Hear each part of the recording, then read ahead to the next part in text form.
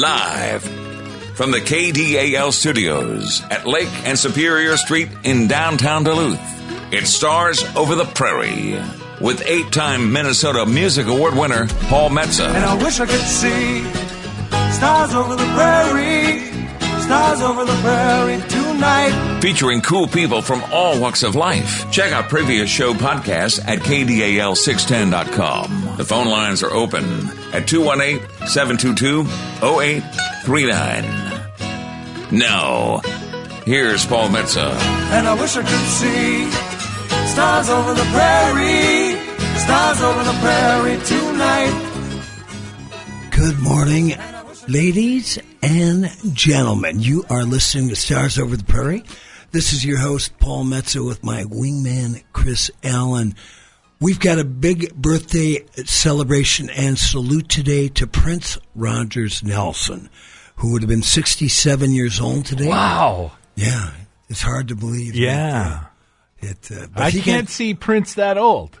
No, it would be interesting to see what he'd look like. He'd probably still look great. He would, he wouldn't change. He would still look like Prince. It's just that, what would he be doing and what would he be wearing? He'd probably be still dyeing his hair a little bit. I think there was a picture when he got a little gray. But I would take him. I would still take any day of the week to have Prince still walking on this earth. Same here. We are broadcasting on KDAL 610 AM 103.9 FM in the Zenith City by the Unsalted Sea.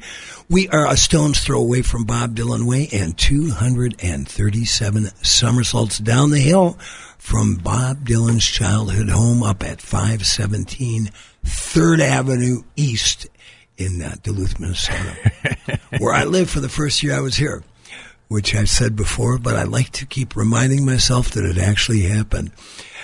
What do we do on Stars Over the Prairie? We interview stars, people that used to be stars, people that want to be stars, people that just want to go outside, crack a cold one, and look at the starry, starry night. We've actually got some big stars on today. We will be speaking with Paul Peterson, St. Paul Peterson, who was chosen by Prince to be the performer in the band The Family. He also played the keyboardist in the movie Purple Rain. Yeah. And Paul just performed last night with St. Paul and the Minneapolis Funk All-Stars at Paisley Park. Wow. So we have got a hot conversation coming up with St. Paul Peterson in the second part of the first hour. Now, most people don't know this, but The Family, the group he was in, they were the first ones to do Nothing Compares to You. That's correct.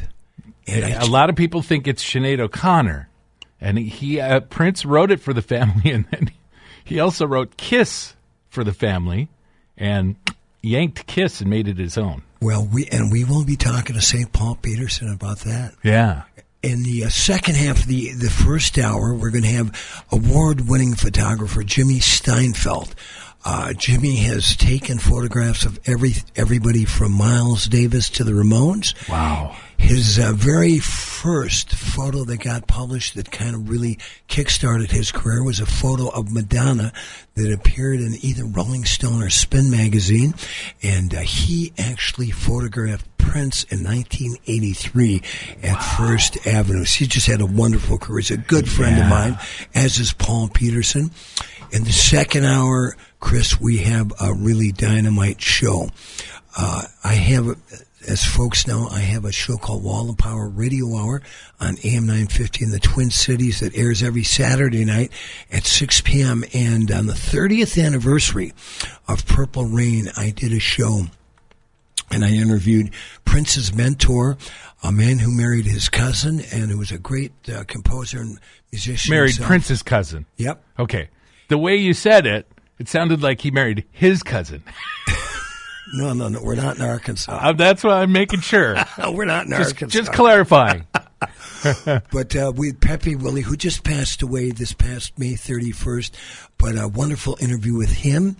Chris Moon, who is the man that had Moon Studio at 28th and DuPont in South Minneapolis, where my band Cats Under the Stars did a demo and actually bumped into a young Prince down there. Chris also co-wrote one of Prince's first, or Chris co-wrote one of Prince's first big hits, Soft and Wet, but really studioed Prince in the studio technology and would throw Prince the keys to the studio and let the young man go all night long. And then after that, a great interview with Matt Fink, known as Dr. Fink, in Prince's Revolution. So we are reigning purple here. I'm all today. for it. Yeah, it's going to be, well, one of the greatest musicians ever anywhere in our time. I was happy to see him perform a couple of times, and I've got it just a couple of times when I bumped into him. Once at 22nd and Lindale at the Super America at night. Yeah, we'll talk more about that. But hey, if your birthday is today, Gemini, you've got a good-looking horoscope. While Chris calls Paul Peterson, I'm going to tell you what's going on. If you were born today, June 7th, you've got charm, sex appeal, and attractiveness. They're yours all year long. You might sweet-talk people, flirt by accident, and innocently draw the admiration of strangers. This could attract financial good fortune in July, and if you can be practical and low-key about it, you're easily smart as you are sexy, regardless of people's impressions. A difficulty or misunderstanding in January will be brief and not your fault. Good luck could find you at work in February. Some sparks could fly with friends in March, but don't overreact. But look forward to a dynamic last month full of fun and passion. Happy birthday, Gemini, if you were born on June 7th, whatever year that might be. We are very excited to talk to. We're just getting ready to hook up St. Paul Peterson on the phone. We're going to have a nice long conversation with Paul. Like I said, he just performed at Paisley Park last night in a tribute to Prince, and with some of the greatest musicians in Minneapolis and elsewhere. And just remember the legendary Minnesota Peterson family, the first family in American music. Do we have Mr. Paul Peterson on the line? We do. Mr. Paul Metsa. Paul Peterson, how are you, my brother? Thanks for waking. You're one of the few musicians that could do a big gig at Paisley Park the night before and answer my text at 8 a.m. You know, isn't that funny, man? I love the morning. That's where I'm most. That's where I get the most of my work done. Well, my brain power's on fire at about 6 a.m. So you know, I've got to brag a little bit about St. Paul Peterson, my old friend. In fact, I got to thank you, Paul. You were the guy that opened the door at the Minneapolis Media Institute with our late great friend Tom Tucker, and let me start recording my radio show, the Wall of Power Radio Hour for AM 950 in 2014. And what was cool about that was that was the old Jimmy Jam and Terry Lewis's Flight Time studio. And the man I'm talking to opened the door to me, and I've been on the radio ever since. Thanks to the beautiful great Paul. Go ahead, Paul. You're so deserving, man. And we love you, Paul. And your old buddy and my old buddy, Oliver Lieber, sends his love to you. He knew I was going to be on the air with you, and he wanted to make sure that I let you know he was thinking about you. Oh, great. You know, I had just the big honor. Oliver Lieber is, of course, the son of Lieber from Lieber Installer, the great songwriting team. And when I was in Los Angeles in 1992, you'd probably have performed at the China Club out there in Hollywood, Paul, I'd imagine. Oh, yeah. Yep. And Oliver was the drummer in the band. I'd show up every week to get on the list. There was a big bouncer that was kind of running the show. And finally, after about the fourth Monday I was there, he said, Mr. Metsa, you are on. And the band was Oliver Lieber on drums, Billy Preston on guitar, Jeff Skunk, or Billy Preston on keyboards, Jeff Skunk Baxter on guitar, and a host of others. Now, Paul, you're going to love this story, because the man I'm talking to, Paul Peterson, we're going to talk about, he was discovered by Prince when Paul was only 17. He became the keyboard player in the time, performed as the keyboard player in the time in Purple Rain, and I'll tell more about it, but I got to finish this story, Paul. So I'm waiting, and I'm getting ready to play. I think it was in the second set, and the bouncer said, "Oh, hold on, Paul. We got a guy that showed up is going to jam a little bit before you." I said, "Who's that?" He goes, "Herbie Hancock." I said, "Oh, my." I said, "Great." So the white folk singer with the acoustic guitar is going to follow the world's greatest jazz piano player. No problem. Oh, my God, that's beautiful. I did Hey Hey Good Looking into Iko, and it went over. It went over very well. But what a great now. Well, give my best to Oliver. God, just a phenomenal player. Did he play with you last night at Paisley Park? Yes. Yes, he sure did. He's an integral part of everything that I do, and especially when it comes to any Prince-related things. He really understands the concept. He spends an extraordinary amount of time getting the sounds right. He's got such a knack for that, and he just loves, that music, and he was a part of it. He was in Jesse's band and Tamara on the Scene, better, a.k.a. Margaret Cox from Dr. Mambo's Combo, Minneapolis Bar, the band Hall of Famer, he's involved in really every record that I've ever made. Well, and you've, your history is just amazing. My guest, St. Paul Peterson, has recorded, toured, and written with, among others, Steve Miller, Peter Frampton, Daryl Hall, Prince, George Benson, Oleta Adams, and Kenny Loggins, among others. He is currently touring the world with St. Paul and the Minneapolis Funk All-Stars that played last night at Paisley Park. He's a multi-instrumentalist and is also an accomplished pilot. Really? Yeah, Paul, how do you have time to get all this done in your short but wonderful life so far?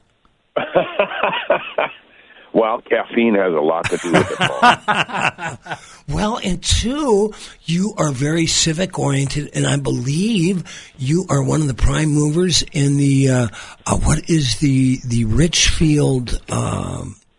Edina Rotary. Yeah, Edina Rotary. And I think you're the head of that now, aren't you?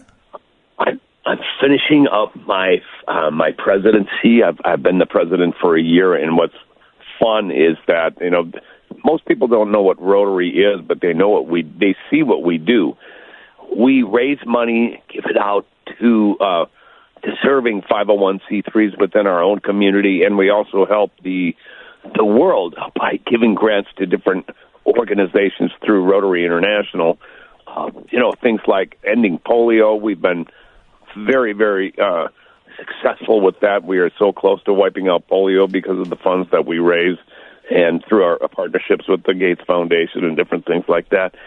But we specifically and locally, I was so lucky to be able to throw our gala, our main fundraising gala, at Paisley Park. Oh, cool. They welcomed us in open arms. And, you got to remember that Rotary has this, I guess you would say, it looks like it's an old man's club, right? I couldn't think of the right word to say there, but it looks like the Water Buffalo clubs on the Flintstones, but it's not.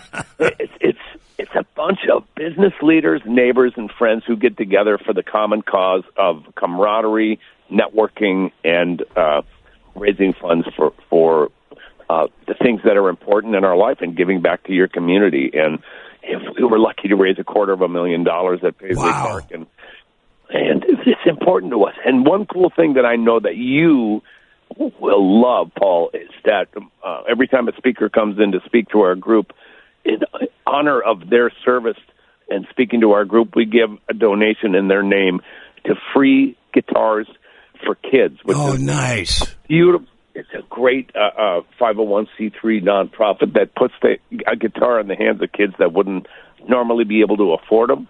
And in fact, last night at Paisley Park for the 40th anniversary of the band that Prince put around me called The Family, we auctioned off a signed guitar, and all the proceeds went to free guitars for kids, and we got a lot of money for that guitar. I wish I had that guitar, one of a kind. And but that money's going to go to a great cause, and that's really where I'm at in my life, Paulie. It is.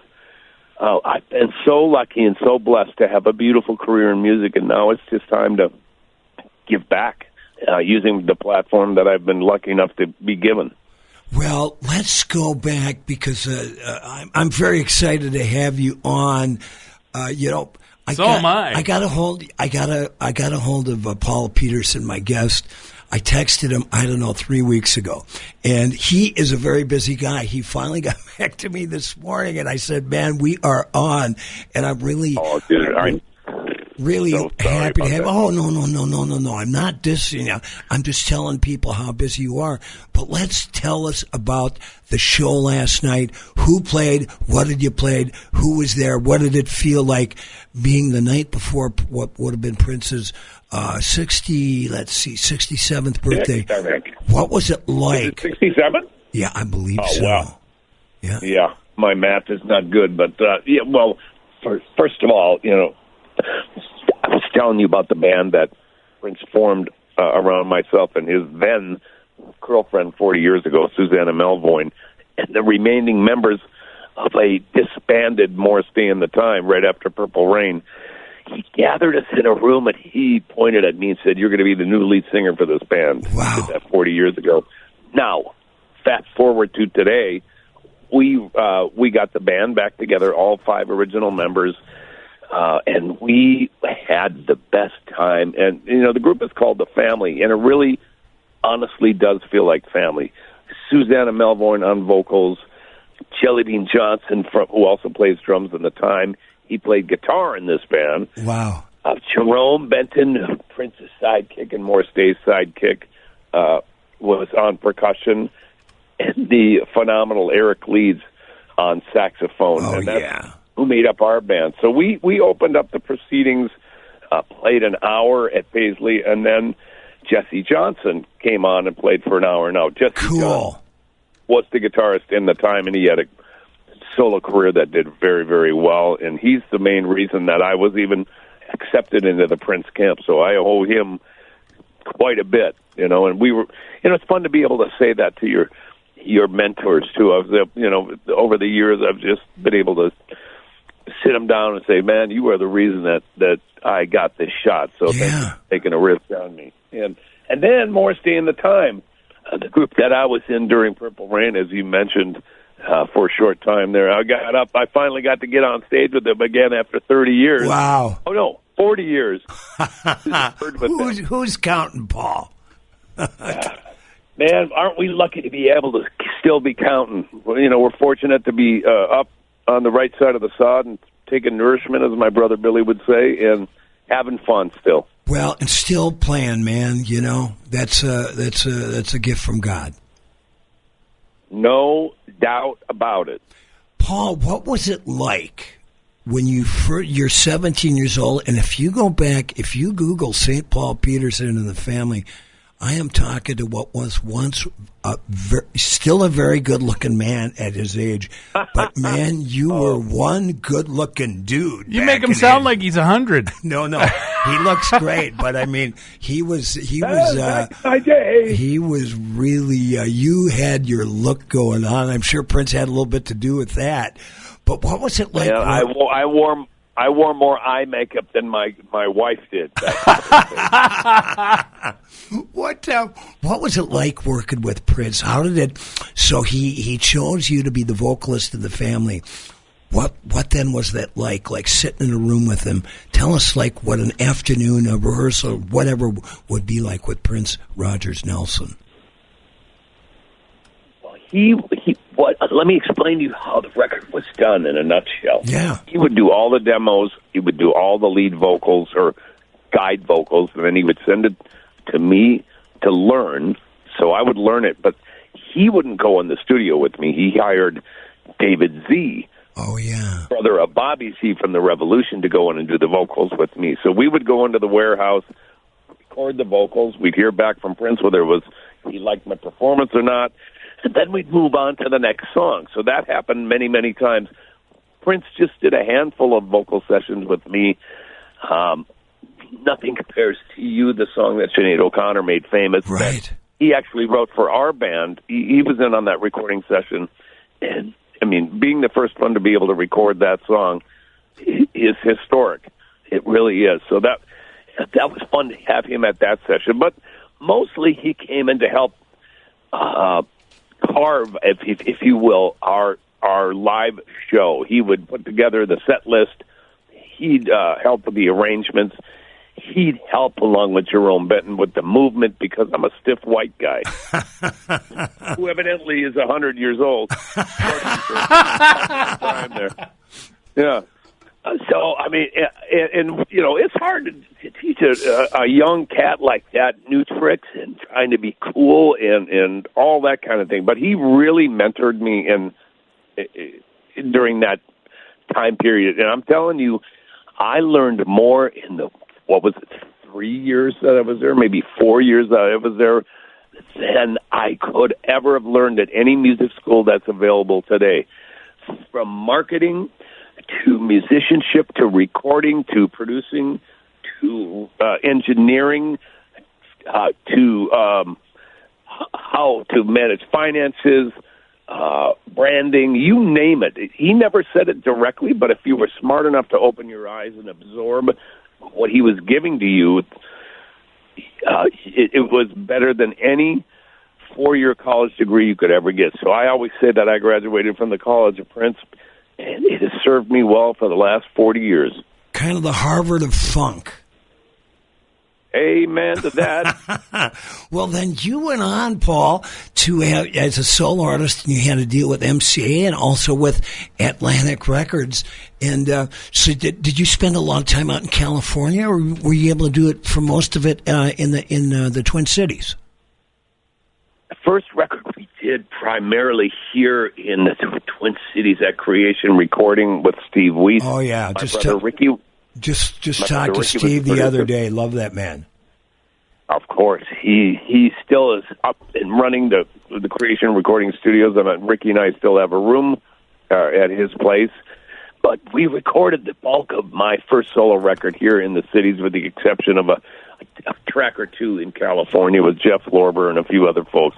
My second record I wrote primarily in New York City. And a funny thing is that I was going to go interview some new producers at the time, and they were working on a Donny Osmond record. So I walked into a studio, and there's these two producers and Donny Osmond. Right. And I'm like, I looked at Donny, he looked at me, and we just kind of immediately had a connection. Wow. Meaning that, you know, it's weird how in life that happens, and you know that you're going to be buddies with this guy. Yeah. I have been friends and brothers with Donny Osmond for, I guess, 35 years. And, you know, I ended up working on his television show. He asked me to be his roommate when we were making the show in L.A., and I toured with him for 10 years. And I still consider him a dear, dear brother. So, of all the things, pretty crazy. Wow. When are you writing the book? I got to read the St. Paul Peterson story here.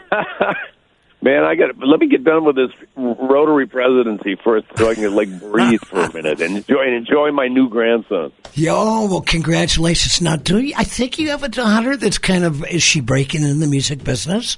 I've heard a little of her music. Say that again. Your daughter, don't you have a daughter that's a singer? Tell us about her. She's Jean Taylor. She came in town last night with her boyfriend, along with my other daughter and my grandson.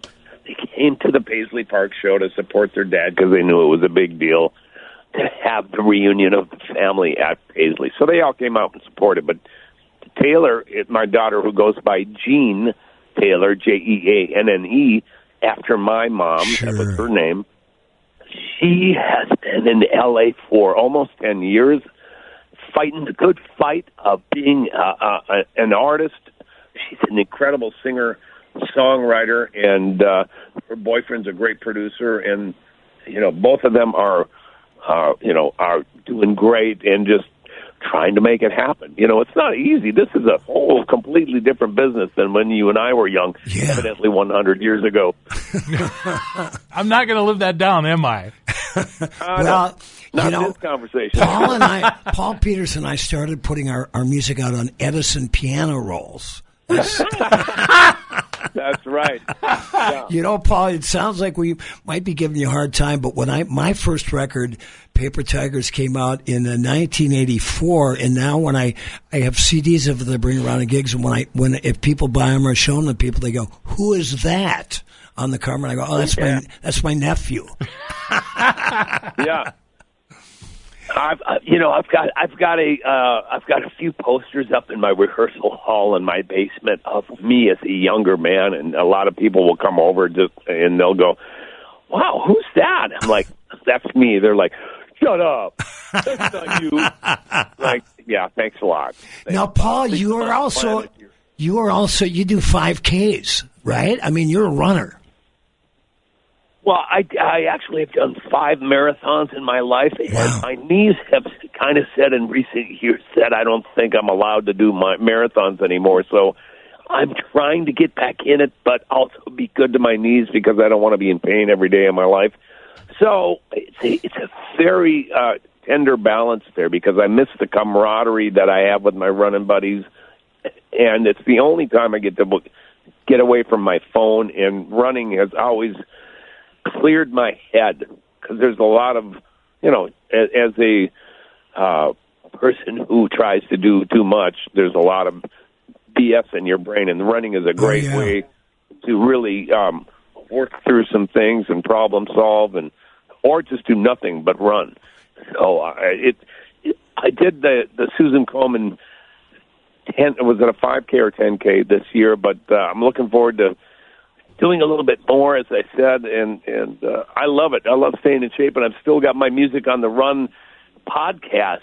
Yeah, let's talk about that. That's a fun one. I'm on my 60. I think I recorded 6 more, so I'll be up to 70 episodes. I was at the NAMM show in California. And those listeners who don't know what that is the National Academy of Music Merchants.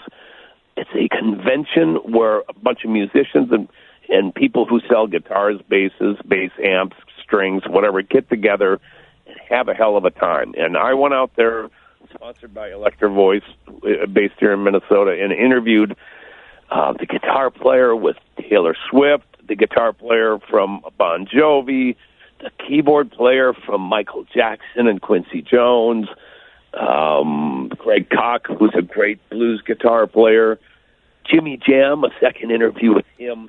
And those will all be coming out. Just go to musicontheRunpodcast.com, and you can find all the old interviews with everybody from Steve Miller to Donny Osmond to Kenny Loggins to Kevin Bacon. And it all talks about the behind the scenes of how people survive life being an entertainer, whether that means, how do they cope with their stress? How do they keep the home fires lit back at home while they're on the road? And how do they stay healthy? Yeah. So it's kind of a look at that kind of thing. Now, tell us about, and I've caught about a dozen of them, your Friday Funk thing. When you hook up with musicians, all kind of zoomed out from different parts of the country, and you throw down. Tell us how people can listen to that and how that all came about. Well, you can always find my Funk Fridays on my social media, which is St. Paul Peterson, STPaulPeterson. That's on Instagram. That's the best place probably to see it, but I'm also on Facebook. So Funk Friday was born out of me wanting to drive traffic to my podcast. And my intern at the time said, you should just do a jam once a week.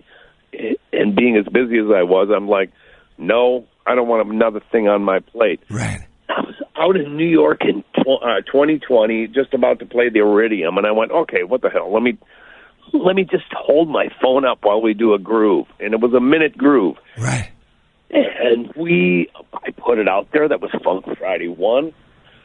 We played our gig the day New York City shut down. Wow. For COVID. So Funk Friday was born out of that, and then every musician in the world could no longer tour, couldn't gig, couldn't do anything, and the timing couldn't be more perfect than I had for developing something like this, which was cathartic and therapeutic for all the musicians who were at home itching to record and play. So every week I put together a 1-minute funk jam, literally every single week for 260 consecutive episodes. And I had over 300 world-class musicians play on these things. And you got to understand something. I had family and friends at first, but then I started going, well, what if I reach out to my heroes? Right. I had Randy Brecker play on it. I had Earth, Wind, and Fire play on it. I had Daryl Hall's band play on it. I had Quincy Jones and Michael Jackson's band play on it. Wow. I had Bon Jovi's band play. I mean, everybody was like, I want to play on this, which I couldn't believe. I don't think I had one person who said no. And it was never a pressure deal. It was literally created and it spawned its own life to make the internet just a little funkier 1 minute at a time, and really out of the spirit of giving people a break from the crappy news that we see on social media every single day. And it was a respite for people just to groove for 1 minute. Well, St. Paul Peterson, I'm honored to call you a friend. I feel like one of the extended member of the Peterson family. I've got a. You are. I've got a. And thank you, man. And hello to all your brothers and sisters, my brothers and sisters. And I got to tell the people out there a great story about your mother. Just a phenomenal human being, wonderful piano player, the matriarch of the Peterson family. And I got a call several years ago. Somebody needed a piano player for a real shishi high buck wedding, and they needed an hour after the wedding downtown at the Ivy Hotel, somebody to play piano for, the celebration after the actual wedding itself. So I said, I've got just the woman for you. And I called Jeannie Peterson, Paul's mom, up, and she was 85 years old at the time. I said, Jeannie, I got a really well-paying gig. It's 1 hour. It's the afternoon on this Saturday, whatever the date was. She goes, Paul, let me look at my calendar. She looks at her calendar. She goes, geez, I'd love to, but I have 3 gigs that day. And she was 100. I loved your mother. Love your whole family. Paul, have a wonderful day. We're celebrating Prince here on Stars Over the Prairie, and we'll be doing it again tonight on the Wall of Power Radio Hour. Thanks to you, I have that show. And a really enjoyable conversation. I'd love to talk to Donny Osmond. Can we make that? Can we make that happen? Network, aren't you? Yeah, you've never done it. We'll see. No, I would never do that. Hey, Paulie, thank you so much, man. Have a beautiful weekend, and I look forward to seeing you in person soon. Yeah, take care. Thanks, guys. Okay, bye-bye. Bye-bye. Wow, that was cool. That was very cool. It's time we take a break, and then we have another guest coming up. So we've got Jimmy Steinfeld coming up after these messages. Gray Wolf Lodge, located on gorgeous Pelican Lake in beautiful Orr, is the great getaway in northern Minnesota. Featuring affordable, modernized cabins that rent by the week or even a few days, Gray Wolf Lodge is your place to treat the family or just yourself for a relaxing time away from it all. With great fishing, yoga classes, massage, boat rentals, a sandy beach, a common gathering area with a fire pit, and the gorgeous and rustic Gray Wolf Lodge, hosts John and Carol have thought of everything for your unforgettable stay. Give them a call at 1-800-840-9653 or go to graywolflodge.com to see all that they have to offer. Gray Wolf Lodge, your home away from home in the North Woods. You're invited to the Great Lakes Candy Kitchen, open for another season for all your candy pleasure. They're located on Scenic Highway 61, 10 miles north of Duluth in Knife River. They're third and fourth generation candy makers using traditional copper kettles to make their caramels, fudge brittles, and chocolate-dipped hot air. When you visit Great Lakes Candy Kitchen, be sure and try their famous Nutty Ice Cream Bar. Tell them you heard it on Stars Over the Prairie. Great Lakes Candy Kitchen, located just 10 miles north of Duluth in Knife River. If you're looking for a great hang in downtown Duluth, I highly suggest Carmody's Irish Pub. They're located at 308 East Superior Street, open Tuesday through Sunday. The host and hostess are Eddie and Liz. Eddie is a retired Chicago cop. If he happens to be in the club when you're there, talk to him. He's got more stories than I do. They've also got a great jam session every Tuesday night from 8 to 11 with Bruce Woodman. So if you're a musician, tried and true, that has been out there playing and just want to go try out some new stuff, go down and hang out with Bruce and the crew. Or if you're just up and coming, bring your horn or your stringed instrument or just want to sing, go sit in with Bruce Woodman every Tuesday night at Carmody's Pub, 308 East Superior Street. I'm Lucas, and I had Z-LASIK at Weiss Eye Center. Went great. Little to no pain yesterday. Surgery went great. Everything else, went home, took a nap, woke up, and haven't really had any pain since. Everybody was super nice and talked you through every step of the way, and I barely had to ask any questions because they knew what to say. They filled it all in. For me, it'll just be snowmobiling's my big one. I try to do a lot of riding in the winter. I farm in the summer, so this year was a big difference where a couple of times I had to borrow somebody's helmet, so I put my glasses on and ride because just the weather conditions, everything else, out there riding blind. So I'm really excited for that. It's well worth the money, and it's going to change my life for a long time, I'll tell you that.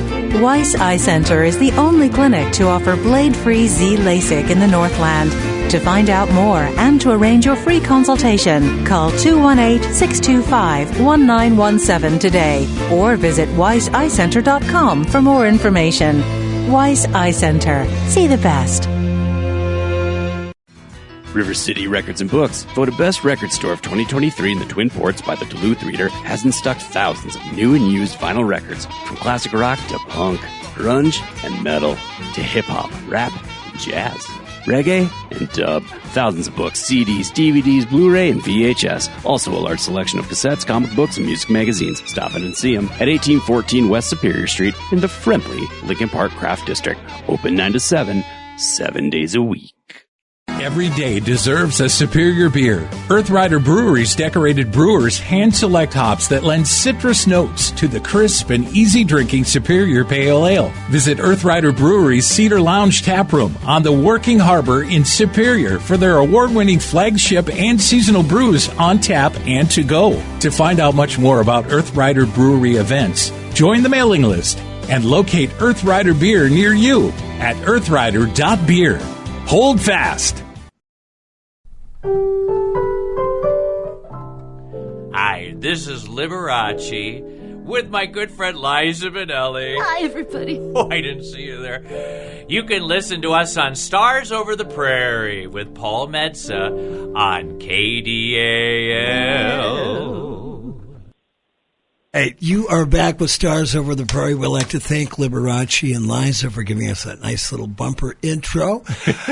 We've got a great guest on. This is your host, Paul Metsa, and I got my wingman, Chris Allen, with me.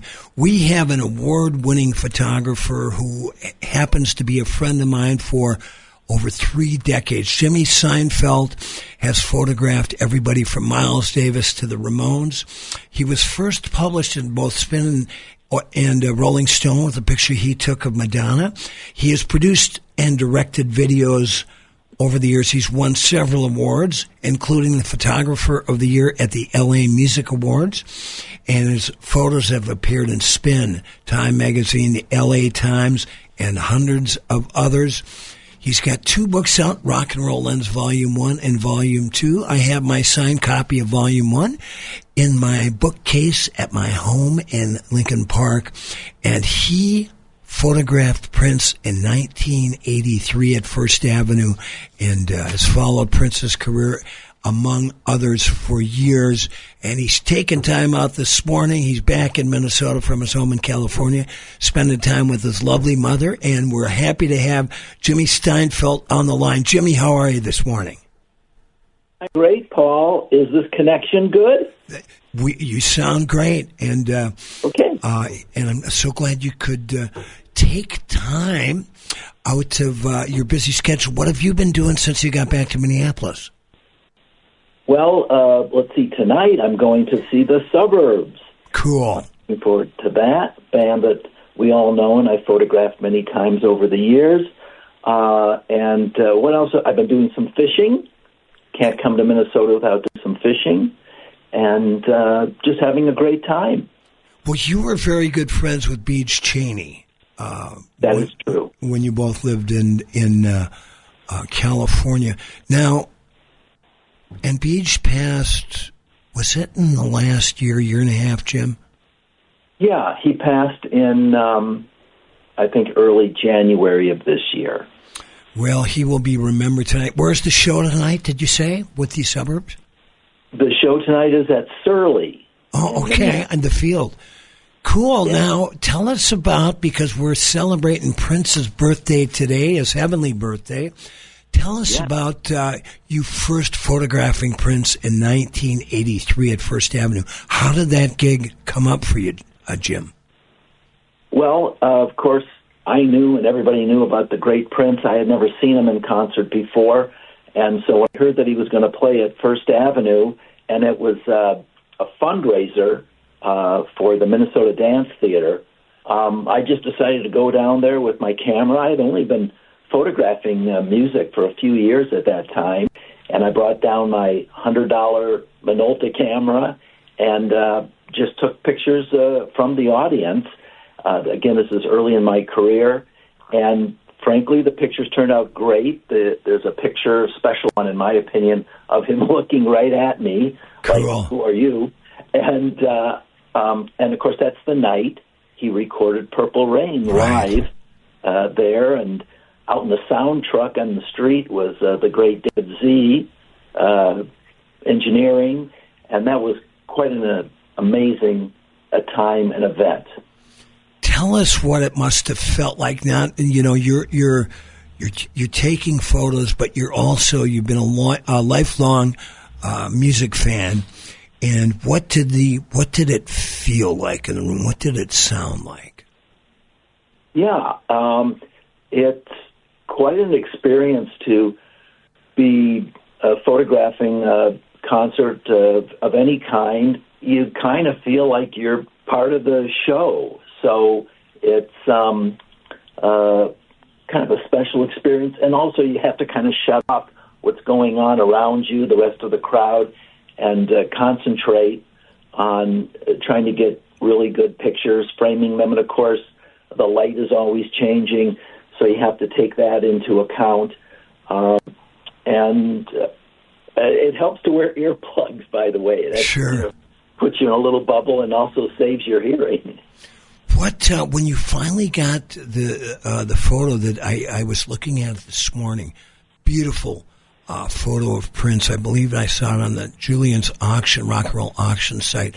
When you finally, did you develop it yourself, or did you bring it down to somebody else to do that for you?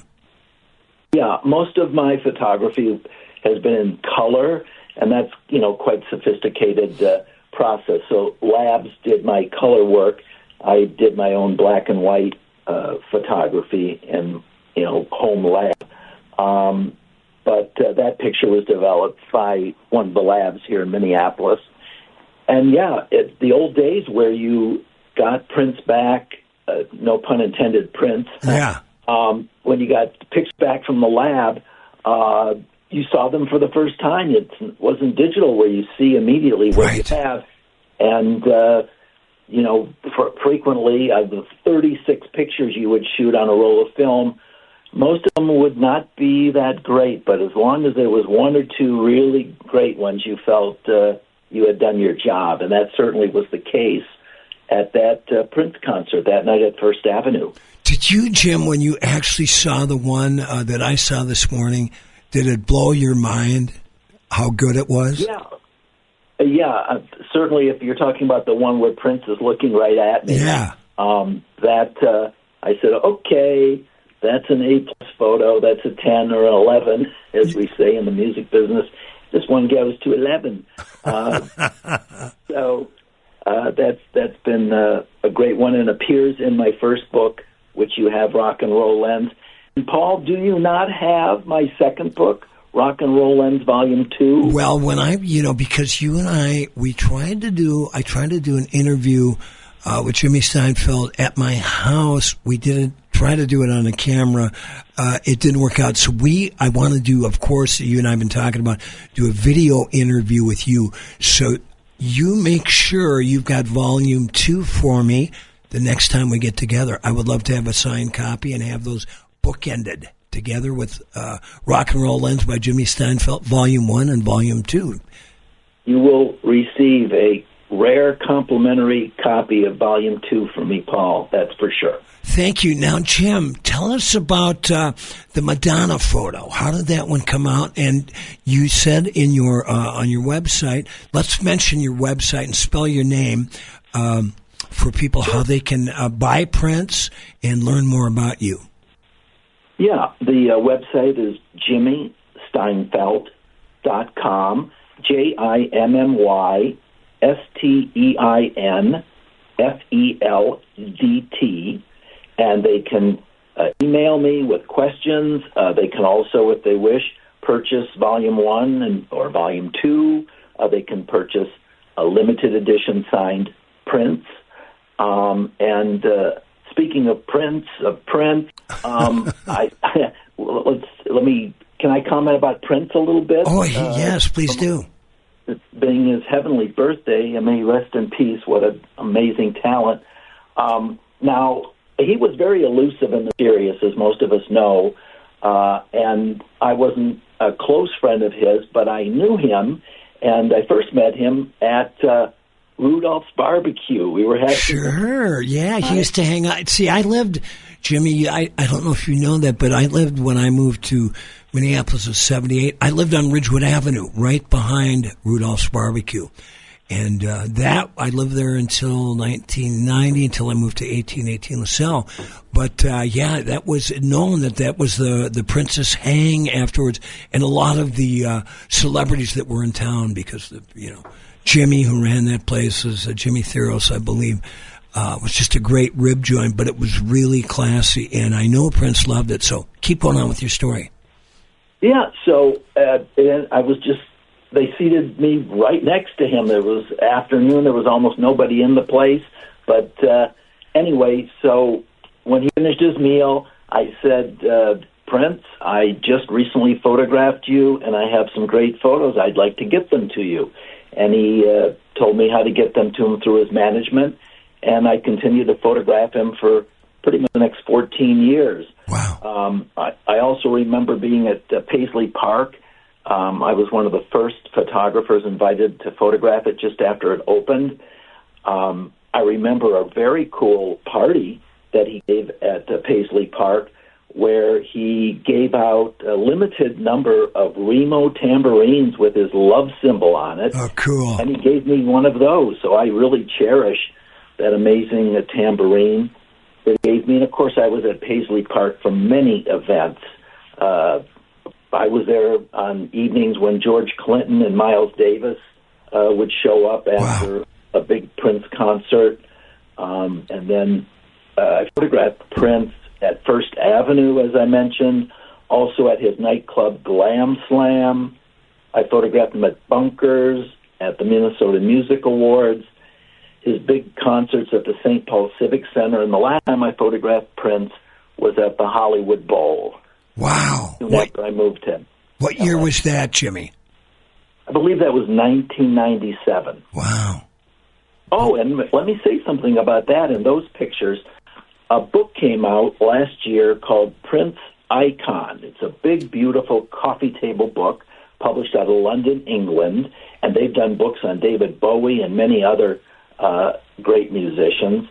But the Prince Icon book, they included a whole chapter of Jimmy Steinfeld's photographs of my photos, 10 of my photos, and some of them are include Glam Slam, and 2 of them are the Hollywood Bowl show. Cool. And also in that book, there's only one photo in that giant coffee table book of Paisley Park, and I'm very proud that that photo is mine. And I'll say one more thing. That introduced me to this wonderful publisher out of London, and they do these icon books. And this September 23rd, the Elton John icon book is coming out, and I think I have 8 or 10 pictures in that. I have a whole chapter, and I got to write a story about Elton John in it, and that comes out this September 23rd. Well, we just have a few minutes left. Summarize the Elton John story. I was a huge Elton John fan when Tumbleweed Connection came out, and I've got nothing but respect for the guy. What's the quick Elton John story, Jimmy Steinfeld? So I photographed Elton John several times, 3 times, and on the second time that he came to the Twin Cities to perform, I brought with me a giant print, very expensive print, of a picture I had taken him a few years before for him to autograph. And I actually was able to get to him, and he autographed it to me, and it's in display in my studio back in California. And that means a lot to me. And then last summer, because as you know, I also write songs and record songs, play guitar, I went to a songwriters camp, and the guest speaker was Bernie Taupin. And wow. I got to meet Bernie, and one of my lifelong heroes in the songwriting world. Elton John's lyricist. Yes, of course. Hey, before we sign off, I might give a shout-out to the great Apollonia, who I photographed at the Minnesota Music Awards years ago, and she's remained a big supporter of my photography, and we're buddies. And, of course, such an important featured actress in Purple Rain and so many other things that she's done. We think of Prince all the time. We remember him with great love. You'll love this story, Jimmy Steinfeld. Prince performed at, I believe it was the 1986 Minnesota Music Awards at the, I might be wrong on the year, at the Celebrity, Carlton Celebrity Room, and I was hanging out at the bar with Tom Arnold, Bob Mould from Husker Du, and Vern Gagne. Arnold lipped off to Vern Gagne, and he put him in a figure 4 headlock at the bar, and I said, this can only happen in Minnesota. That's a great story. Jimmy Steinfeld, thanks for taking time, man. I'll see you soon this summer. Give my best to your mother, and congratulations on the years and years of great work and photography. Thank you, Paul. Take care. Bye-bye. And I wish I could see stars over the prairie, stars over the prairie tonight. And I wish I could see stars over the prairie, stars over the prairie tonight. And I wish I could see stars over the prairie, stars for more than 80 years. KDAL 103.9, W28 FBFM, and 610 KDAL Duluth Superior, a Midwest communication station. KDAL. Live. It's Stars Over the Prairie with 8-time Minnesota Music Award-winning songwriter, musician, author, and historian, Paul Metsa. Check out previous show podcasts at KDAL610.com. Now, here's Paul Metsa. Welcome back to Stars Over the Prairie. This is your host, Paul Metsa. I got my wingman, Chris Allen, keeping things straight on the straight and narrow here today. We'd like to thank our guests in the first hour, St. Paul Peterson and Jimmy Steinfeld. I also want to share a remembrance of my friend Steve Baker. Before I went on the air last week, I got a call at 9 a.m. in the morning. I was getting ready to drive down to the station, and that my friend Steve Baker, the first man I had ever met when I moved to Minneapolis, when he was bartending at the 400 bar, and I was waiting for a bus at Cedar and Riverside in 1977, welcomed me into his home and his family. and we became tight friends ever since. He was just the most wonderful human being, and I always remembered him because he had the same birthday as Prince. Steve would have been 73 years old today. He had a tragic fall off a ladder last Friday, and they took him off life support on Monday. So I'm thinking about my buddy Steve Baker and the Steve Baker family. I went down and played for him and held his hand last Sunday. My buddy Timmy O'Keefe went and played for him after that. And then when they did the honor walk before they took him off life support, they did that on Monday. And Timmy O'Keefe played for that too. Tough, but he was a hell of a guy. And I'm remembering him today on June 7th, which would have been Steve Baker's 73rd birthday. On the brighter side, we have an interview I did in 2014 celebrating the 30th anniversary of Purple Rain. And I did this on my radio show, Wall of Power Radio Hour, down on AM 950 in Minneapolis, that I said before. St. Paul Peterson helped me set up at the studio to get that show going. And it features Pepe Willie, who is a mentor, a Prince, married Prince's cousin, and taught Prince about the ways and means of the music business. After that, Chris Moon, who had Moon Studio, that was working with the band Prince was in, gave Prince the keys to the studio and co-wrote his first big hit, Soft and Wet. And then after that, the longtime keyboard player for Prince's Revolution, Matt Fink. So this is from 2014. And I think if you dig Prince as much as I do, you're going to really enjoy it.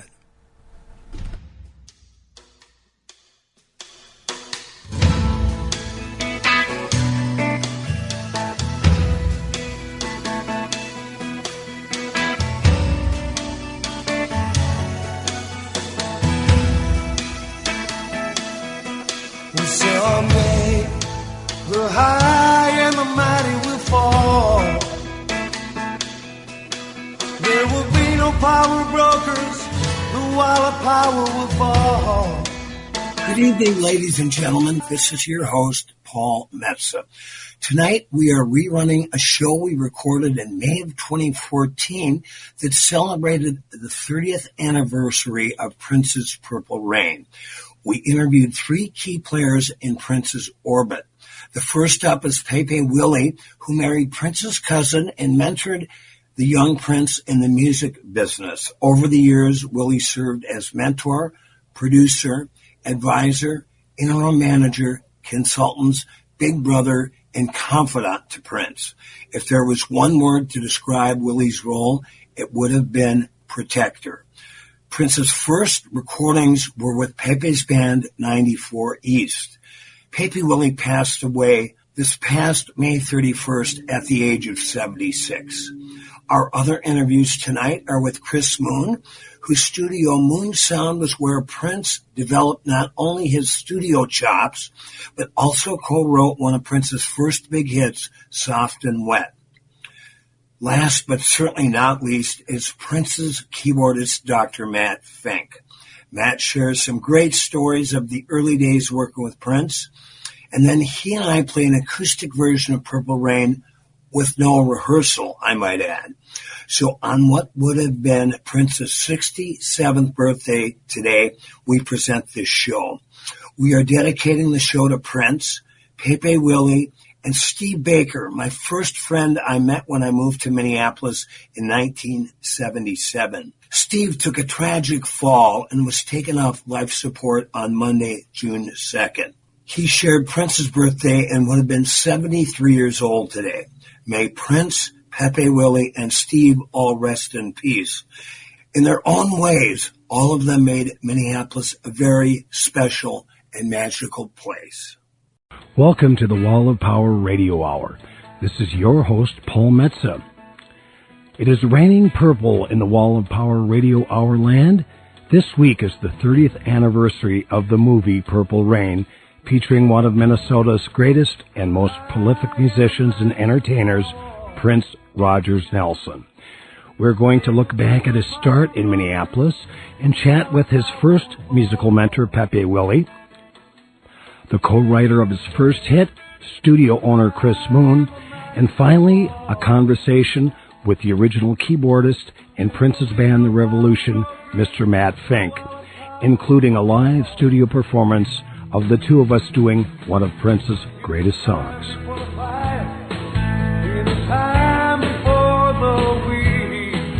We're very honored today to have a man who was there at the very beginning of Prince's musical awakening, Mr. Pepe Willie. How are you today, Pepe? Yo, I'm doing fine, Paul. How you doing? You know, you look good. I feel good. I feel good. It's so nice of you to take time to come and talk to us.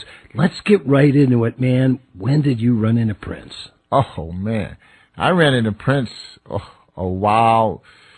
Well, the first time I met him, he was 13. Wow. Okay, because I was married to his cousin. Okay. And I came here to Minneapolis right after I got out of the Army. And I came here, and I didn't pay no attention to him. He's wrestling on the floor with one of his other cousins and stuff like that. Right. You know? So eventually I went back to New York, and Prince called me up when he was 15 and wanted to know about publishing. Right. And I talked to him over the phone. I said, yo, man, I said, look, I can't really talk to you on the phone about publishing, but I'll come to Minneapolis. I'll be there soon, and we can sit down and I can tell you the whole story. So that would be about 1973? Yeah, I got out of the service in 1970. Okay. So that was the first time that I met him, in 1970. So a few years later, 72 or 73, something like that. Yeah, right, yeah. Oh, yeah, you're right. Yeah. Okay, that's all right. Who's keeping track? So you came back to Minneapolis and you started to chat about publishing, and where did it go from there? Well, we talked about publishing. Before that, what happened was my wife's father, my father-in-law, Eddie Mandeville, was giving a ski party at Paul's place. You know, I don't know if you remember that. No, I don't. Where was that? Yeah, it was right off, is it 169? Okay. Right off of Highway 169. And I can't remember what building it is now. But he had a band playing there. It was a ski party. And the band was Grand Central. Okay, and then this is the first time that I heard the band Grand Central. And that was Prince's band? Prince's band. Was Jelly Bean in that band? No. But when the time that I came along, Morris Day was the drummer. Okay. Andre Simone was the bass player. Okay. Prince played guitar. Linda Anderson played keyboards, which is Andre's sister. Okay. And William Dowdy, who we call Hollywood, was playing percussion. Right? So they was playing a bunch of like Earth, Wind and Fire tunes, you know, cover stuff like that. And Morris's mother, LaVon, was their manager. Right? So after I heard the band do a couple of sets and stuff, and they had heard about it that I was coming into town. They said, oh, some big-time producers coming into town and stuff. Right. And I didn't know that they had said all of this, right. You know. Mr. Willie's coming. Yeah, you know, I had produced a couple things, but not to the extent that I'm some big-time producer, right. You know. So, but I did know a lot about the music business. I knew the music business like the back of my hand, you know, because I grew up with my uncle, who's founding member of Little Anthony and the Imperials, who are now into the Rock and Roll Hall of Fame, inducted in 2009. Sure. Now, what was your uncle's name? Clarence Collins. Wow, I've heard his name. Yeah. So, you know, they taught me everything. I learned so much from those guys. But can you sing a little bit? Right now? Well, I think I'm going out of my head. Yes, I think I'm going out of my head. Oh, yeah. We love that song. Oh, man, it was great. You sound great. Yeah. And so I went up to LaVon, who was the manager of Grand Central, and I asked her, I says, you know, I would love to work with this group. Do you think it's possible? And she says, yeah, sure, it was great, you know. So automatically we started setting up rehearsals at her house up in the attic. Great. You know, they had everything up there. They had a blackboard up there with chalk. You know, you can write things on the board and everything. So I asked these guys, I says, all right. I says, Morris Day had a 7-piece drum set, but they only played 3 drums. I said, yo, man, no, you got to play all of that. I said, you got to turn that sucker around, man. Come on, you know. So that's what they're there for. Yeah, you know, I mean, they're there to hit them, you know. So I asked them to play some of the original tunes. They played some cover stuff, and I said, okay, play one of the originals. So Prince had a track called Sex Machine. Okay. And Andre had a song called Remind Me of Me. And so I said, all right, go ahead and play it. So those guys started playing Andre's song, You Remind Me of Me. So, and they're playing, they got it going on. They started singing a little bit. And I go like, then they started jamming, Right. And they just jammed for like 5 minutes, man. I said, yo, man, whoa, hold up. Wait a minute. I said, first of all, you guys got to have basic construction, writing construction. You have to have an intro. You have to have a first verse. Then you have your hook. I said, the hook is what everybody's going to remember. Right. They're not going to remember the words right now because they don't have the record. But if they went up, to their friends, if the song was playing on the radio, and they says, hey, man, did you hear that song? It was You Remind Me of Me, because that's the hook. That's the only thing they remember. Well, it's like, like they say in Nashville, don't bore us, get to the chorus. Right. I love it. I'm going to use that. Go ahead, yeah. So, but in any event, so I taught them basic music construction, and I told him, I says, if you use this construction, your songs are going to turn out to be either like 3 minutes, 3:30, or something like that. Right. If you add a bridge or whatever, things like that. So another thing is, I found out when they was doing this song, You Remind Me of Me, everybody was singing something different. They didn't know the words. The only one who knew the words was Andre because he wrote it. So I said, okay, wait a minute. Okay, look, you guys put down your instruments.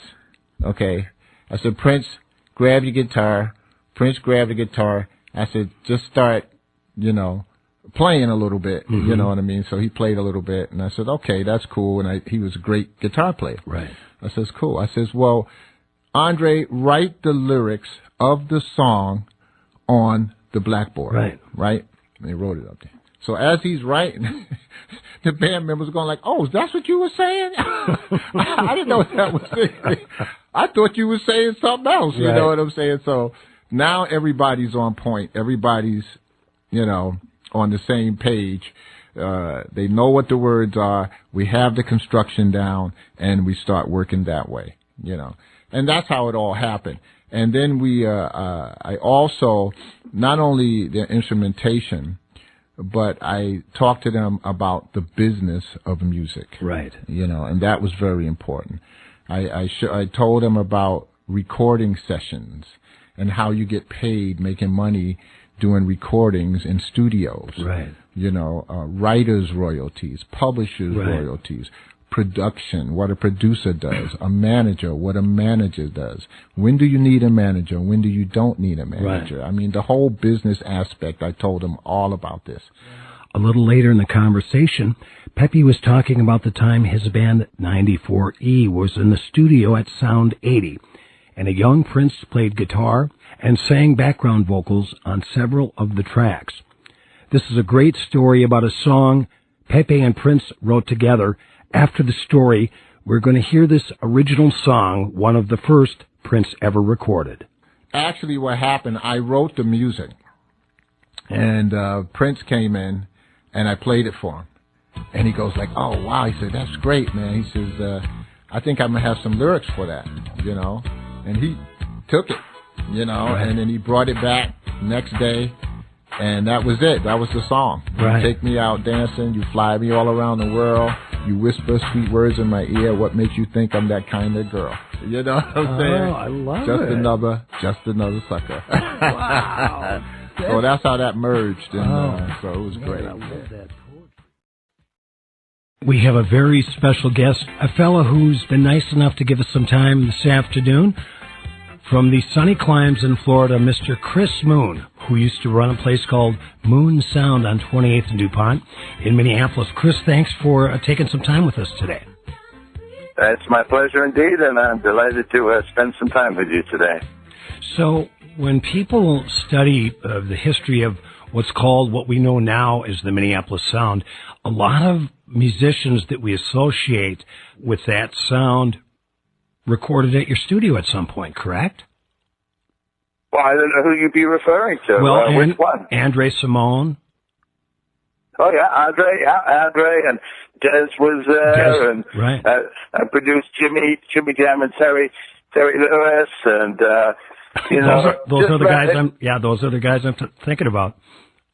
Yeah, I mean, I think the Minneapolis Black Sound was really promoted and got off the ground by a bunch of white guys with various recording studio skills, and it was really an interesting time. I remember when I was starting to do, black music, and maybe that's not a copacetic thing to say, but that's what it was. I was recording a lot of black bands, but I was getting death threats. I mean, it was a pretty volatile time back then. And people were not really comfortable with the ethnic mix of the cities, I don't think, at that point in time. And as the music became more popular and as it became more identified with Minneapolis, I think Minneapolis in the process became more of a, comfortably mixed race city. Well, it's such a beautiful circle we have here because Jimmy Jam and Terry Lewis recorded at your place, and now we record the Wall of Power Radio Hour at the old Flight Time Studios, which Jimmy and Terry built, which is now the Minneapolis Media Institute. So I love that circle. Tell us a little bit about the first time you heard Prince. Well, it was fairly unremarkable. In fact, I would endeavor to say it was completely forgettable. I don't remember the first time I heard Prince because I was producing and recording a band named Champagne that had come into the studio, and it was a bunch of very young kids. I say very young, 15, 16-year-old, young artists who was being managed by one of the mothers of one of them, and she had come and booked the time, and so these young guys came into the studio, and we were putting together, I don't know, maybe 6 or 7 songs for them over the course of a couple of weeks. And so the first time Prince walked in, he was just another member of another band that was being recorded, and was in that respect unremarkable because at the time he was even quieter and even more shy and almost invisible. He passed quietly through the halls without notice. But those sessions were really a curious timing because as that band came in and was recording, I was still working at the ad agency, and I had always written songs and poems, probably going back to when I was 10, 11, 12. And I was having these thoughts that, here I am spending all my time producing these other recording artists and musicians, most of which I'm doing for free.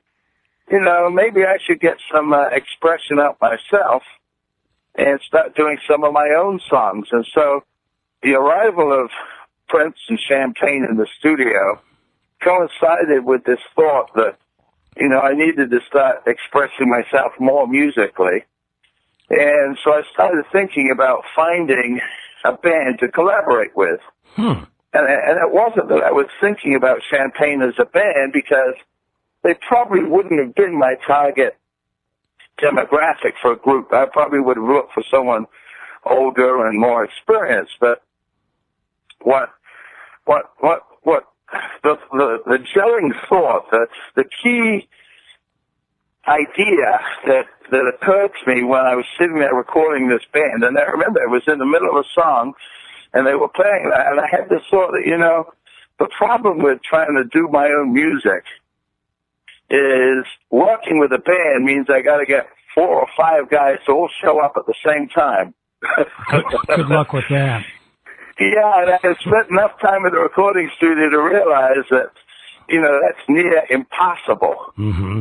Either the drummer's hungover, or the guitarist is off with his girlfriend, or the bass player is car broken down. I mean, there were so many constant variables. I thought, there's no way this is ever going to work. So I was scratching my head, pondering this problem, and then the band went on break, and everybody went off, And Fritz stayed behind. Everyone else had gone across to the 31 Flavors to get their ice creams. Fritz stayed behind, and he was running around. He played a bit on the drums. Then he went and played a bit on the piano. Then he ran over and played a bit on the guitar. And then I said, there's the answer. Right. I don't try and work with a band. I find one guy who can play all the instruments. Then all I got to do is get one guy to show up. And that was the guy. And that, well, right guy, right time, right place. Do you remember the first song you two wrote together? Bizarre as it sounds in retrospect, I mean, I reached into my pocket and handed in the keys to everything I owned in life. Because everything I had was in the studio, and I said, here's the keys to my studio, come and let yourself in after school, and I'll leave some songs on the piano for you. The first song, curiously enough, I had a while, I had a recording studio and a fashion photography business going in the studio, so let's just say I was socially active. And, That's I had a particular diplomatic way of putting that, Chris. I like that. So I had a particularly engaging evening, and there was more than one girl involved, and I had to get up early in the morning and go off to work the next day, and I'm at the ad agency recovering from a little excessive inebriation, and so I start writing this song about the evening that I had had. And that ended up being the first song that we did together. And curiously enough, ended up being Prince's first hit on his first album. And that was Soft and and Wet. That was Soft and Wet, yeah. And the funny thing with that song is when it finally came out, my mother heard it, and she was a very, very proper English woman. In fact, I'd never heard my mother swear. I mean, she was that proper. Until she heard the tune. Well, no. So she hears this song on the radio, and she said, well, I like the song, but what is it about what's soft and wet? And I remember at that moment, the world became just, this terribly small place. And I looked over at my father, who was standing there next to me. He looked back at me, he says, you're on your own, son. and perspiration appears on my forehead, and I'm sweating bullets. And I'm thinking, what am I going to tell my mother? And then in a moment of inspiration, it all came to me, and I looked her square in the eyes and said, Mother, it's about a kiss. Well, there you go.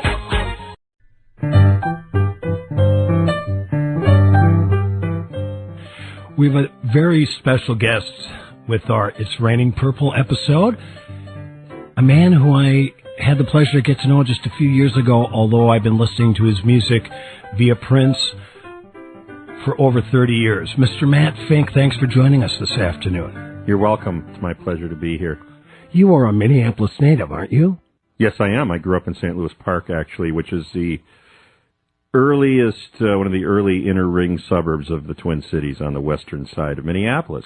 And when did you start playing music? My parents got me started taking piano lessons at the age of about 6. 30 years ago. Yeah. Actually, yeah. Yeah, 50. No, 40. I'm sorry. 50. We're the same age. So you've been doing it as long as I have, about 50 years. Yes. Which definitely. That's about as long as it takes to get to know what you're doing, right? That's very true. Yeah, I'm still learning every day. Well, let's get right into it. How did you hook up with Prince? Prince was introduced to me by Bobby Rivkin, who is a.k.a. Bobby Z, the drummer with Prince from the Revolution, and the first drummer in the band, which was formed in 1978. Bobby actually also went to St. Louis Park High School with me. He was 2 grades ahead of me, but we knew each other. We were playing in different bands at the time, and even his mother and my mother knew each other. Actually, our parents knew each other, and they used to do fundraising events together for the Mount Sinai Hospital back in the 1960s. Oh, nice. Yeah, and so our families knew each other, and Bobby came to me one day, I believe it was 1977. I was playing with a cover band at the time called Zachariah. And what kind of music were you guys playing? We were playing pop rock. We were playing all the top 40 hits on the radio, like Boston, and we were doing you name it. Okay. Sticks, Sure. whatever was happening at the time. Elton John, whatever. Anyway, so Bobby comes to this gig we were doing at the Hopkins Bowl and says, "Hey, Matt, I need you to hear this demo tape of this artist that I've gotten to know." And he takes me out to his car during a break, and he plays me Prince's first demo that was done. Maybe this was the second one, because we were just talking about Moon Sound when he worked with Chris Moon, but this was when his Bobby's brother David Rivkin produced a demo that was used to shop him to the record labels out in Los Angeles. Also known as David Z. David Z, yeah, David Rivkin, David Z. So this was recorded at Sound 80 at the time, which was one of the other state-of-the-art rooms in Minneapolis, and Bobby plays this demo of Prince, and of course it was absolutely amazing. And I said, "Wow, who's the band?" And he said, "It's not a band." I go, "What do you mean it's not a band?" He goes, "It's just a guy doing everything." Wow. It's an artist playing all the instruments and singing and writing and the whole thing. I go, "You're kidding." I go, "How old is he?" He goes, "He's your age." And at that time I was 19. Wow. So Prince was obviously 19 or 18-ish at the time. I'm a little bit older than Prince by a few months. A real one-man band. A real one-man band. And so I was so highly impressed with that, of course, that I immediately said, well, if he decides to form a group to play that material, please put my name into the ring on that one. Teacher, call on me. Exactly. Teacher, call me. Perfect.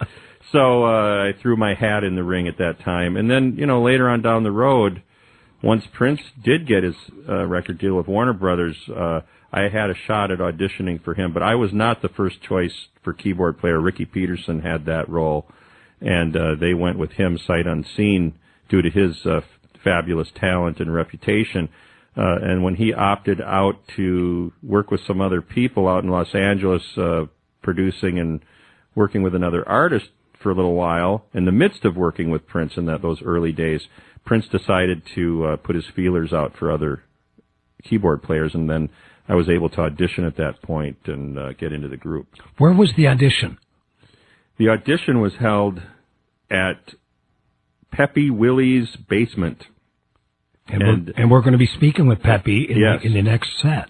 Yes, and Peppy was another one of Prince's mentors, like Chris Moon, amongst others. And in that first year of the formation of the band, when he had his initial album out, the first album out, For You, which had the single Soft and Wet, which was penned by Prince and Chris Moon, Peppy was volunteering the use of his home for the band. Now, initially they did have another rehearsal space, but apparently they left that and went to, by the time I was in the band, they were working at Peppy's house. So that's where I auditioned, and that was about mid-October of 1978. Wow. Yeah. That month after I moved to Minneapolis. Yeah.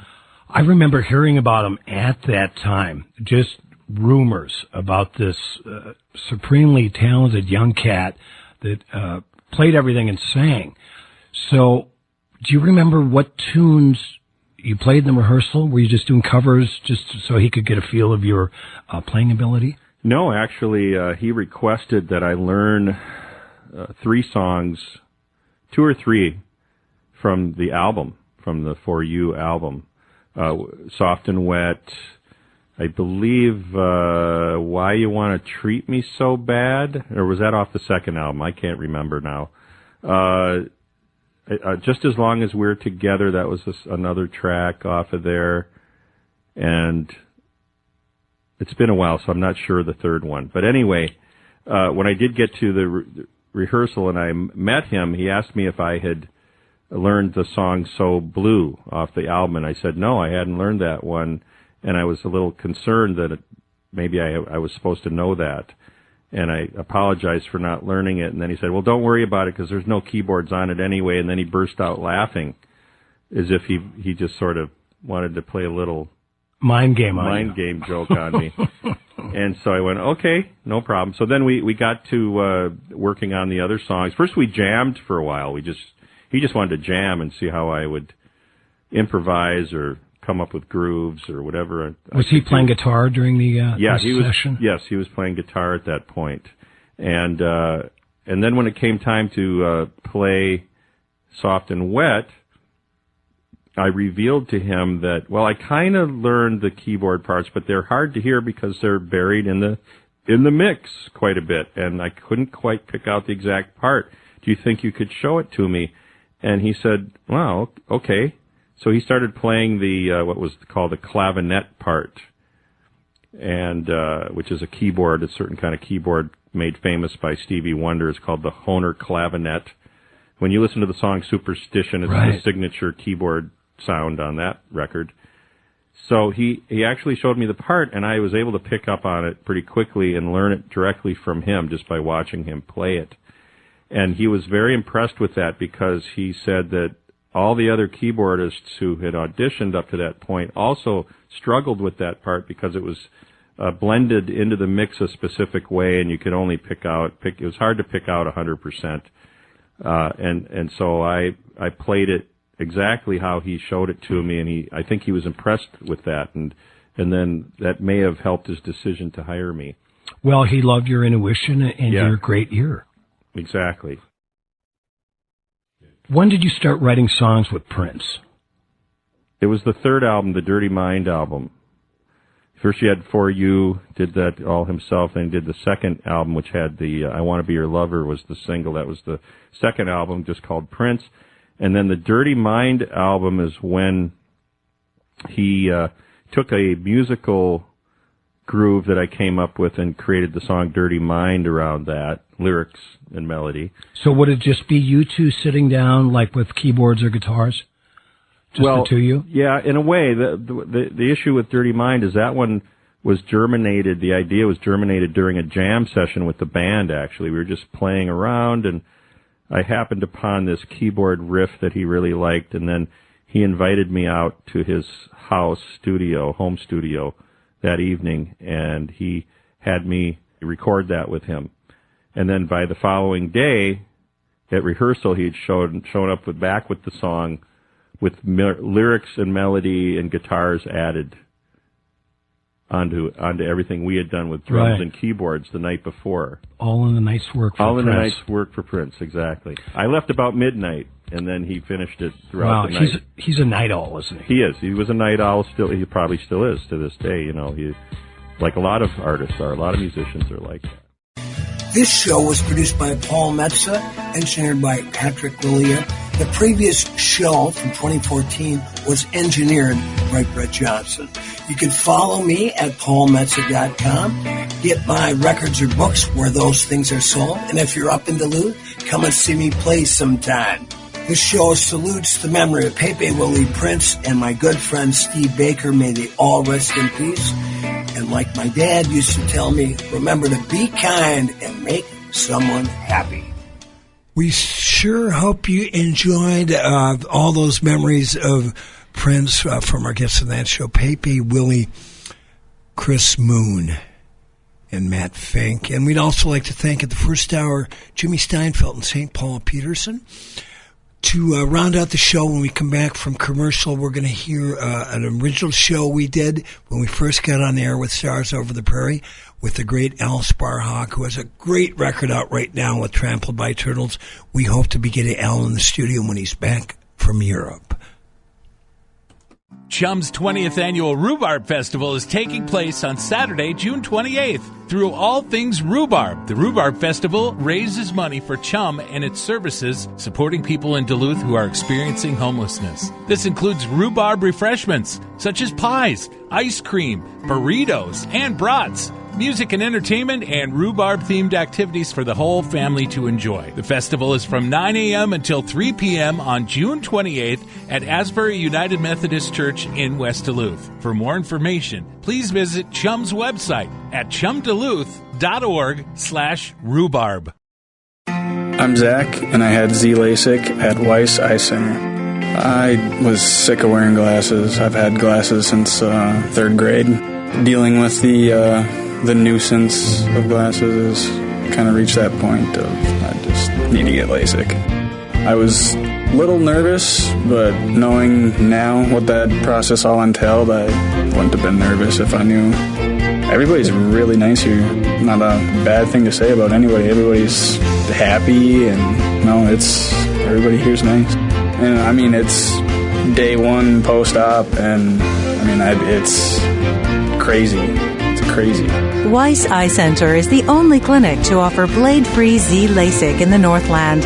To find out more and to arrange your free consultation, call 218-625-1917 today or visit weisseyecenter.com for more information. Weiss Eye Center. See the best.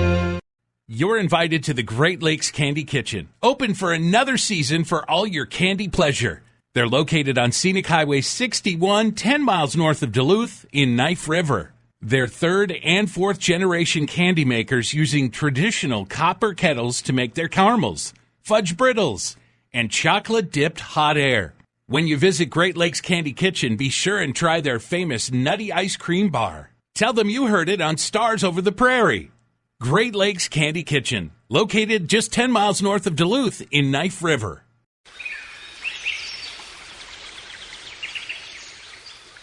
Gray Wolf Lodge, located on gorgeous Pelican Lake in beautiful Orr, is the great getaway in northern Minnesota.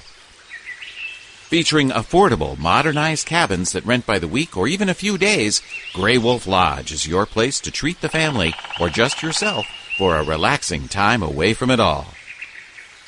With great fishing, yoga classes, massage, boat rentals, a sandy beach, a common gathering area with a fire pit, and the gorgeous and rustic Gray Wolf Lodge, hosts John and Carol have thought of everything for your unforgettable stay. Give them a call at 1-800-840-9653 or go to graywolflodge.com to see all that they have to offer. Gray Wolf Lodge, your home away from home in the North Woods. Stars, stars, over the prairie, KDL Radio. And now, here's Paul Metsa. Welcome back to the second hour of Stars Over the Prairie. This is your host, Paul Metsa.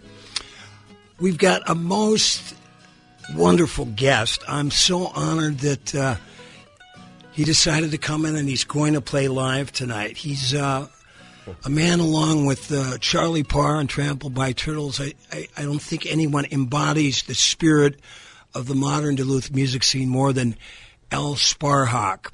You might have heard of his band Low that started a while back in 1993. And now, after the passing of his lovely wife, Mimi, he's been doing a lot of different projects. I had the pleasure of seeing Al and Charlie do a month's worth of Tuesday nights at the Cedar Lounge in Superior, Wisconsin, and really enjoyed the shows as I enjoyed both these guys' music for years. But Al, thanks so much for coming and joining us here on the show. Oh, great. It's an honor. It's an honor, Paul. Really, years and years of knowing you from afar and getting to know you the last few years has been really great.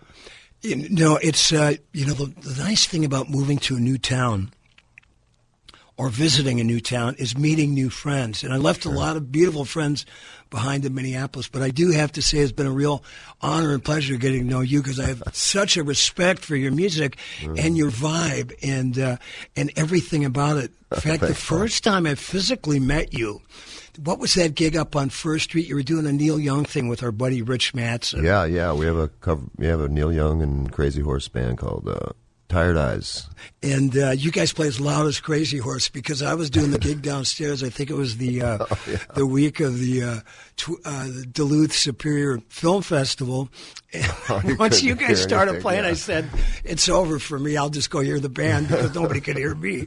But that was the first time I met you and your lovely wife. Mimi was there. I kind of ask you, though, I think Sparhawk is one of the coolest rock and roll last names of all time. What's the genesis? Where did that come from? It's actually quite contrary to what it sounds like. It's actually an old British trade name. The spar is the front of the ship, and the Sparhawk would be sort of the slang name for the guy that they would send to the front of the ship to guide him through whatever. So it was sort of, I don't know. Yeah, it's an old British name, but yeah, it's weird. I get a lot of. I was just getting my brakes fixed, and you get the key tag back with your name on it. Yeah, right. People hear it wrong, so you get all kinds of Starback and right. all kinds of odd things. You know what? I was I follow you on Twitter at Low the Band, and you posted some stuff of your father's music. Tell us about your dad, because he's a great singer. Those were great songs. He had a great kind of a lounge vibe. Yeah, my father was grew up a big fan of jazz, Mel Torme, Rosemary Clooney, that kind of stuff. To this day, I love Rosemary Clooney just because of how my dad would just talk about her. But and he played drums. He was in a dance bands when I was a kid, and then when we moved to Minnesota in the late 70s, he was in country bands, and he would write tunes every once in a while, and had a couple of clever country songs. Was one "Ain't About to Think About Falling in Love Again" was the tagline on one, and then he did a couple of Christmas songs in the 80s, and got them done with an old musician friend of his who had a home studio, which was pretty novel at that time, 82, 83, and he did a couple Christmas songs, and I actually saw him hand a cassette to Tony Bennett one time. Oh, cool! Yeah, working. I don't think it ever went anywhere, but working it, Dad. But he was, man, he was a hustler. He was an indie. He was an indie.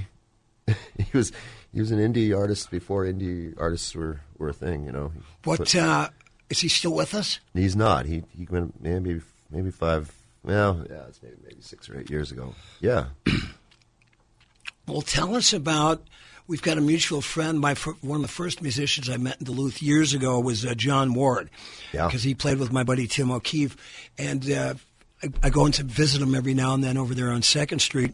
And there was the place that he said, you guys did some of your first gigs at that, what was it, a telephone building at one time? Oh, yeah, the Recyclabell building. There's probably some people out there to remember that. Yeah, in the 90s, there was, I think, is it 1st or 2nd, kind of east 1st or 2nd there. There's the old Bell building, the old telephone building. Someone had taken that over, and they had opened up the space, and there was a lot of all-ages shows there, kind of early 90s when kind of indie music was coming up. You had, Nirvana had that hit, so suddenly punk rock and all this kind of stuff that was going on in the underground in the 80s suddenly became really popular, and young people were like, hey, we like music, we want to go see bands, we're gonna form a band. That was a big part of the scene was it's not so much, it's like, okay, great, there were some big bands and some, people were, but the idea that like, hey, music is accessible, you could, you got some wild ideas, do it. And so there was a while there where there's kind of a young scene in town, and that's where kind of low came out of. Played our first couple shows were at Recyclabell, which is what they called that place, Recyclabell. Cool. And So what did the young Al Sparhawk, besides grooving to your dad's rehearsals, what were you listening to? Oh, I don't know. I guess by the time I deviated off of my parents' collection, I think I listened to a lot of Blues Brothers, Fleetwood Mac, Eagles. I think I learned my first few songs on a couple of instruments or on the bass. Actually, was learning a couple of Eagles songs, but Barbra Streisand. Oh, cool. I listen to a lot of that. Yeah, There's a well, live that's Barbra all right. Streisand record that I know by heart, actually. Babs is cool. But yeah, I don't know. Once I started picking up my own stuff, it was kind of early 80s, and I started looking toward the weird stuff. And, I saw pictures in magazines and books of this stuff called punk rock, and I was already kind of in love with it before I even heard it, And, because back then you'd just hear whisperings of this and a little hint of this, or somebody would have a record and you go check it out. Like, wow, what is this stuff? But wow, those guys look like they're gonna kill you, And that was exciting. It was exciting for a young guy. And and Mim, Mim and I were in the, we grew up together, and she was hip to. I remember when she brought one of the early REM records home, and. I think she had a Husker Du record that I remember being like, "Wow, this is really mind blowing." So we kind of just got into the weird stuff. I don't know. I just somehow I liked stuff that had a little bit of an edge to it, and a little bit broken, a little bit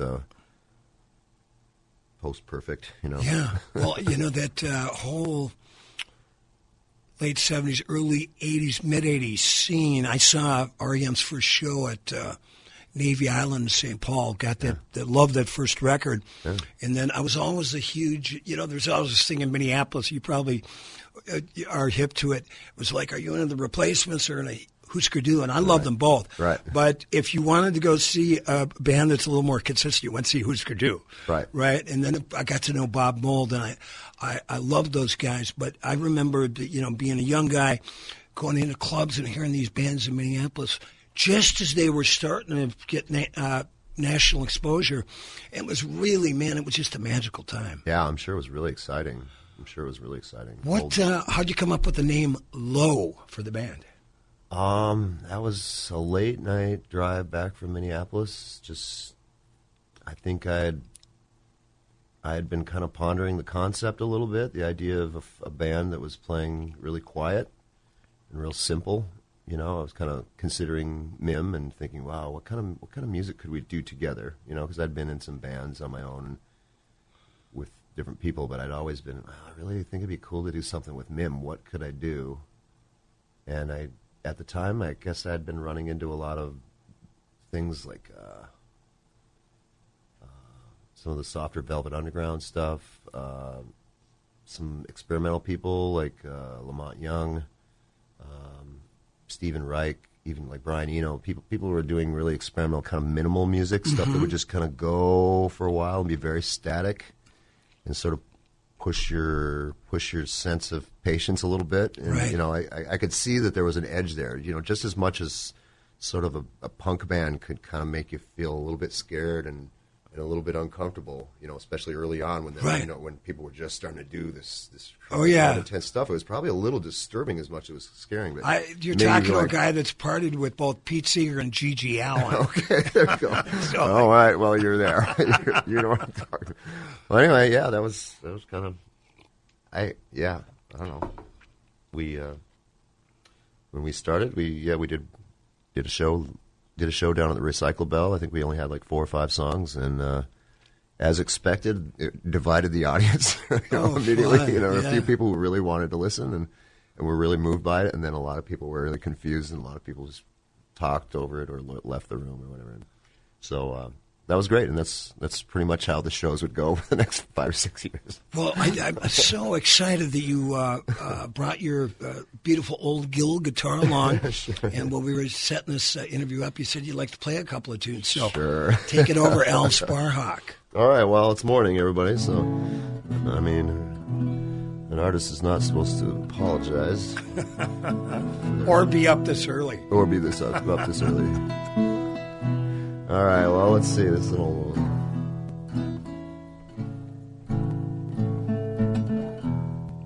So I took my guitar and I threw down some chords and some words I could sing without shame. And I soon had a song. I played it around for some friends, but they all said the same. They said music's for fools, you should go back to school. The future is prisons and math. So I did what they said. Now my children are fed, 'cause they pay me to do what I'm asked. I forgot all my songs. The words now were wrong, and I burned my guitar in a rage. But the fire came to rest in your white velvet breast. So somehow I just know that it's safe. Wow, man, that was so beautiful. Thank you so much. What was the name of that song? It's called Death of a Salesman. Really? Yeah. You and Arthur Miller. God bless you. When did you write that? Oh, that one I maybe, let's see, if I've been doing this for 30 years, I probably wrote that at least 15 or 18 years ago. Wow. Yeah, that one, I always think about my dad and everybody else that I know who... Play a little bit of guitar while we got to say goodbye to the fine folks up here in the Arrowhead region. Oh, yeah, let's see, something positive? Yeah, just bang on that guitar. I love your guitar playing. So happy to have Al Sparhawk on live.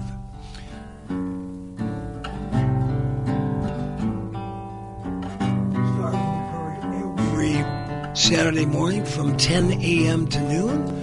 If you got any ideas for us, you'd like to maybe sponsor the show, get a hold of us at studio at starsovertheprairie.com. You're the best, Paul. Thank you. Used to be so scared of you, man, when I first moved here in the 80s. I'm just a puppy dog. That guy, like, wow, look at that blonde Elvis. Oh, that was a great interview I did last year with Alice Sparhawk. We'd like to thank all of you out there for listening today. Remember, I'm playing every Friday night with the Tiltown Titanettes, Macy and Oliver from 5:30 to 7:30 at Carmony's Irish Pub, 308 East Superior Street. You get my records and books. Just find out where they're sold on paulmetsa.com. Thanks for listening, and have a great week.